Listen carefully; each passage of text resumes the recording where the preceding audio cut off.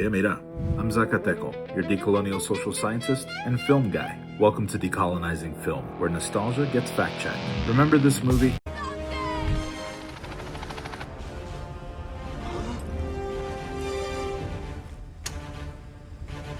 You're fired.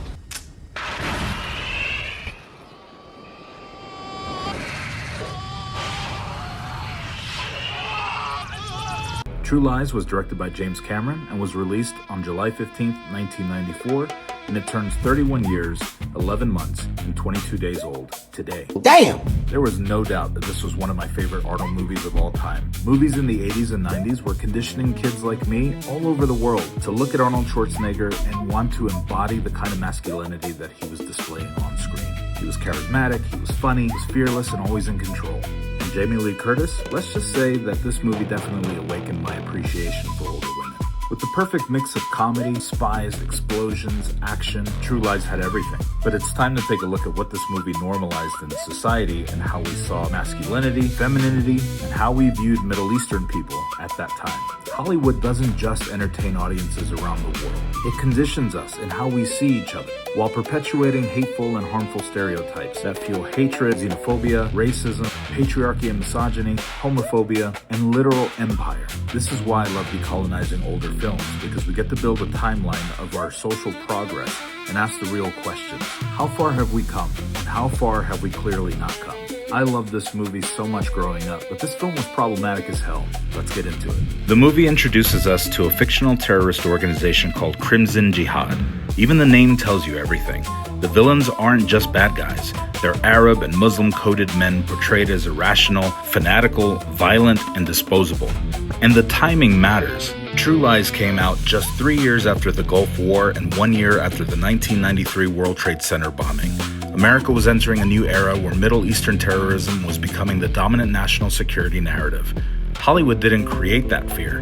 It helped package it. It helped make it entertaining, and it helped make it feel normal.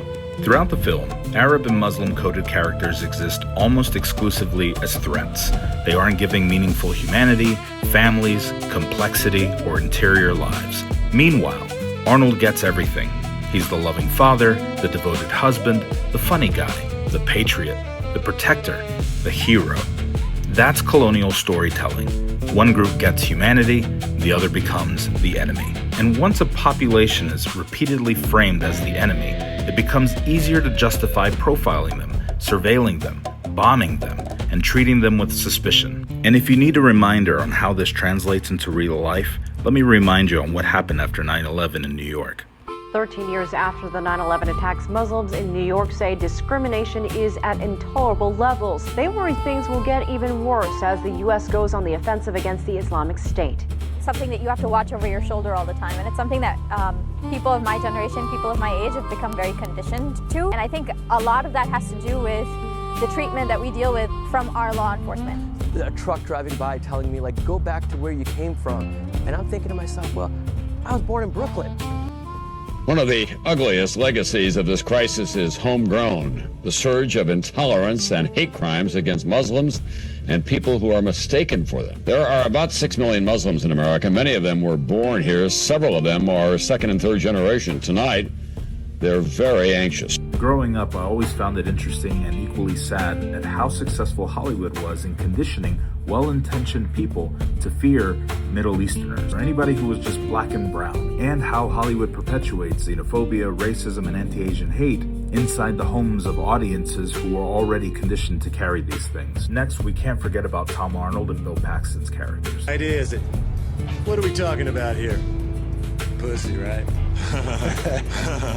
Absolutely. Oh gosh, she's got the most incredible body and a pair of titties make you want to stand up and beg for buttermilk. Ass like a 10-year-old boy. Movies like this think they're slick. Patriarchy is hard to find if you don't do this work.